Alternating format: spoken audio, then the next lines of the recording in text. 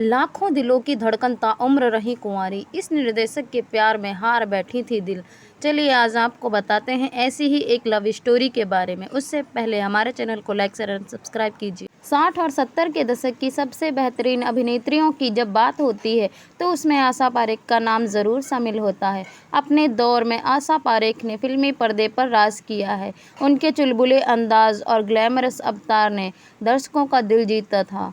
आज 2 अक्टूबर को वह अपना जन्मदिन मना रही हैं। 81 वर्षीय आशा पारेख का फिल्मी सफ़र जितना सफल रहा उतनी ही उनकी प्रेम कहानियाँ निराश भरी रहीं। जिस दिन शख्स से उन्हें प्यार हुआ था, उन्होंने प्यार किया था, वह पहले से ही शादीशुदा था। इसीलिए आशा पारेख ने उनसे शादी नहीं रचाई।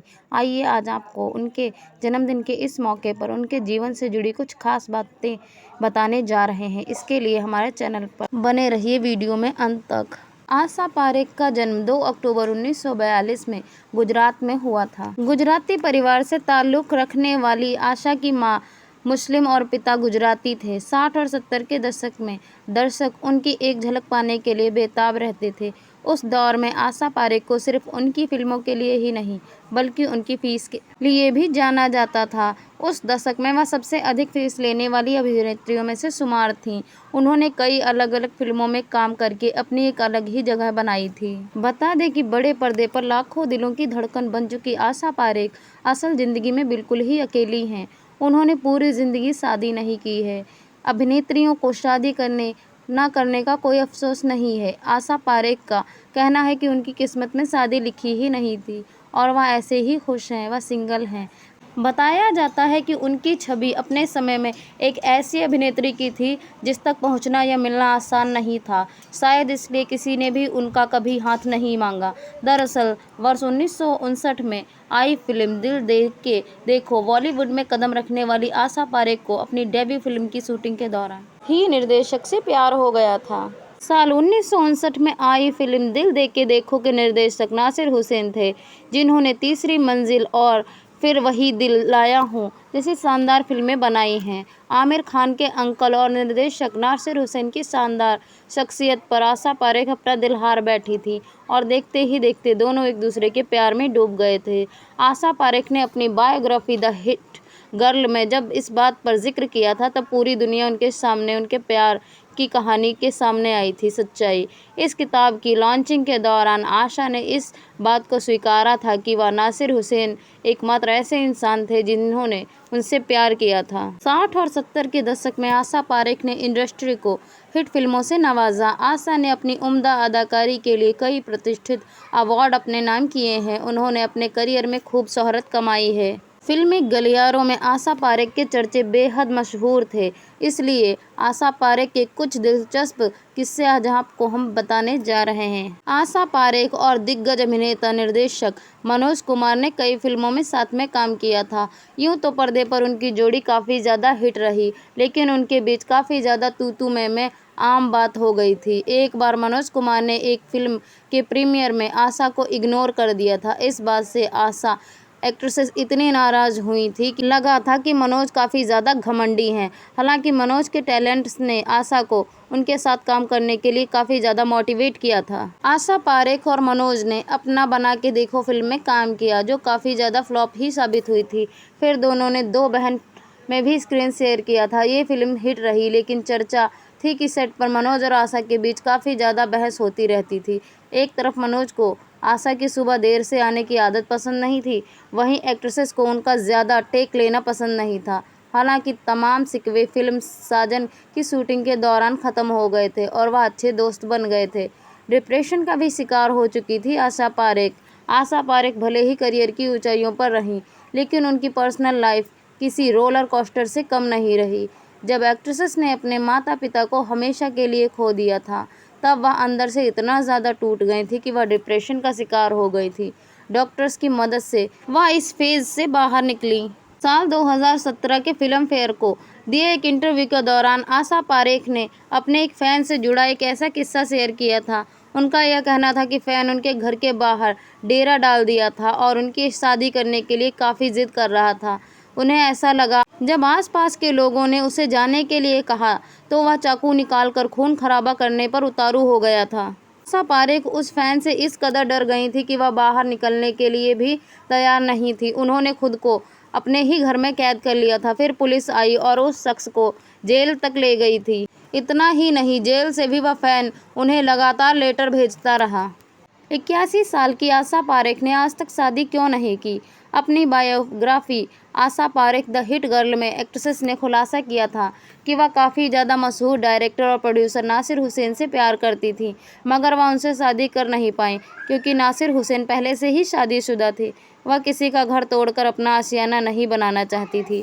नासिर के साथ रिलेशनशिप की खबरों के बावजूद आशा, उनकी पत्नी और बच्चों के साथ अच्छा बॉन्ड बना था।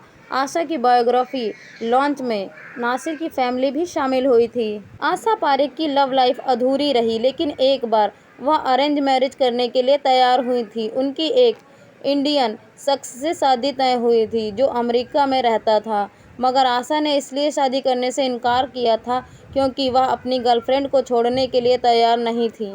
एक इंटरव्यू में आशा पारेख ने खुलासा किया था कि वह एक बार एक एस्ट्रोलॉजर ने उनसे कहा था कि अगर वह शादी करती हैं तो उनका रिश्ता अच्छा नहीं चलेगा, ज़्यादा दिन तक नहीं चलेगा। उन्होंने कहा था वह यूं तो इन बातों पर ज़्यादा यकीन नहीं करती, लेकिन ये बात बिल्कुल ही सच निकली। उन्होंने कहा, शायद मेरी किस्मत में शादी लिखी ही नहीं थी। अपनी बायोग्राफी द आशा पारेख में उन्होंने इस बात का जिक्र भी किया था। साथ ही उन्होंने यह भी बताया था कि उनके को स्टार्स ने कभी भी उन पर ध्यान नहीं दिया क्योंकि कुछ शादीशुदा और कुछ शादी करने के कारगर पे थे। एक्ट्रेस ने यह भी कहा था कि कई स्टार्स उनके बॉयफ्रेंड नासिर हुसैन के गुस्से से खौफ खाते थे, इसलिए आशा से दूरी बनाना सही समझते थे। कई लोग उन्हें प्रपोज करने के लिए भी झिझकते थे। आशा पारेख दिवंगत अभिनेता दिलीप कुमार की बड़ी फैन थी। एक बार ऐसी अफवाह सामने आई थी कि आशा पारेख दिलीप कुमार के साथ काम नहीं करना चाहती हैं क्योंकि वह उन्हें पसंद नहीं करती थी। इस खबर से आशा बहुत नाराज़ हुई थी। उस वक्त दिलीप और उनकी पत्नी सायरा बानो ने उनसे कहा था कि इन अफवाहों पर भरोसा नहीं करते हैं। आशा और दिलीप कई बार एक दूसरे से फैमिली फंक्शन में शरीक हो चुके थे। 1998 से 2001 तक आशा इतिहास में पहली महिला थी जिन्होंने केंद्रीय फिल्म प्रमाण बोर्ड CFCS के अध्यक्ष के रूप में नियुक्त किया गया था। हालांकि इनकी इस वजह से उन्हें विवाद में भी काफ़ी ज़्यादा झेलना पड़ा था। फायर, जख्म और एलिजाबेथ जैसी फिल्मों पर उनके फैसले देश को खूब हंगामा किया था। इसी दौर के दिग्गज एक्टर प्रेमनाथ जी इनके माता पिता के मित्र थे और अक्सर इनके घर पे आते रहते थे। दिग्गज डायरेक्टर मुकुल आनंद के पिता चार्टर्ड अकाउंट हुआ करते थे और फिल्म इंडस्ट्री के बड़े बड़े कलाकार उनके आसपास आते रहते थे, अपने टैक्स के हिसाब किताब के लिए आते रहते थे। प्रेमनाथ उनमें से एक थे। मुकुल आनंद के पिता आशा पारेख के पड़ोसी थे। इसी वजह से आशा पारेख के माता पिता से प्रेमनाथ की बढ़िया जान पहचान हो गई थी। प्रेमनाथ जी को पता था कि नन्ही आशा डांस करती थी।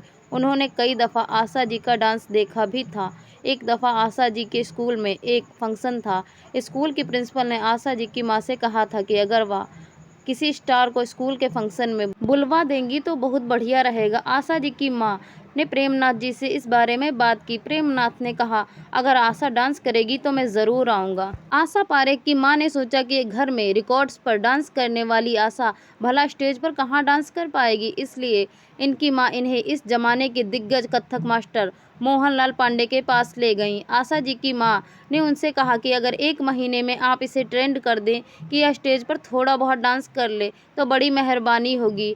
और फिर कड़ी मेहनत करके मास्टर मोहनलाल पांडे ने नन्ही आशा पारेख को थोड़ा बहुत कथक सिखा ही दिया। स्कूल के उस फंक्शन में आशा जी का कथक डांस हर किसी को पसंद आया। वादे के मुताबिक प्रेमनाथ भी उस फंक्शन में शरीक हुए और उन्होंने आशा जी को खूब तारीफ की। साथ ही उन्होंने इनकी माँ को सलाह दी कि वह आशा पारेख का डांस काफ़ी ज़्यादा पसंद आया, प्रॉपर ट्रेनिंग दी जाए। और प्रेमनाथ की बात मानते हुए आशा जी की माँ इन्हें भारतीय शास्त्रीय नृत्य की विविधता शिक्षा दिलाने के लिए तैयार हो गईं और कथक के अलावा आशा जी ने भरतनाट्यम, कथकली भी सीख लिया था। साथ ही ओडिसी नृत्य की भी दीक्षा ले ली थी।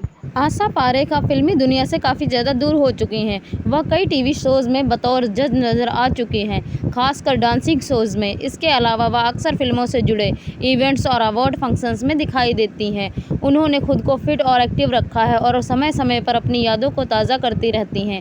आशा पारेख के जीवन का एक महत्वपूर्ण पहलू यह है कि वह आज भी अपने पुराने दोस्तों से मिलती जुलती रहती हैं। वह अपने दौर के सभी कलाकारों के साथ मजबूत संबंध बनाए रखती हैं। उनका मानना यह है कि दोस्ती और रिश्ते इंसान को हमेशा जीवंत और खुश रखते हैं। आशा पारेख ने सिनेमा के जगत में जो योगदान दिया है उसे कभी नहीं भुलाया जा सकता है। उन्होंने करीब 95 फिल्मों में काम किया है और हर फिल्म में उन्होंने एक नई छवि गढ़ी है। उन्हें उनके बेहतरीन अभिनय के लिए कई पुरस्कारों से नवाजा गया है, जिसमें फिल्म फेयर अवार्ड और लाइफ टाइम अचीवमेंट अवार्ड शामिल है। साथ ही वह हिंदी सिनेमा की उन चंद अभिनेत्रियों में से एक हैं जिन्होंने अपने करियर की ऊंचाइयों पर विनम्रता बनाए रखी है। उनका नाम आज भी उन अदाकाराओं में शामिल है जिन्होंने हिंदी सिनेमा को नई दिशा दी है। एक्टिंग के अलावा आशा पारेख ने डायरेक्शन में भी हाथ आजमाया था। आशा पारेख का डायरेक्शन काफ़ी अच्छा हुआ। आशा पारेख ने कुछ टीवी शोज़ को डायरेक्ट किया, वहीं कुछ टीवी शोज़ को प्रोड्यूस्ड भी किया। आकृति नाम की इनकी खुद की प्रोडक्शन कंपनी थी और आकृति प्रोडक्शन के बैनर तले आशा पारेख पहली बार नजर आई थी। 1988 में ज्योति नाम का एक गुजराती शो भी इन्होंने डायरेक्ट किया था। आशा पारेख द्वारा डायरेक्ट किया गया ज्योति नाम का सीरियल काफ़ी ज़्यादा सुपर डुपर हिट हो गया। तब इन्होंने दूरदर्शन पर पलाश के फूल को भी डायरेक्ट किया था।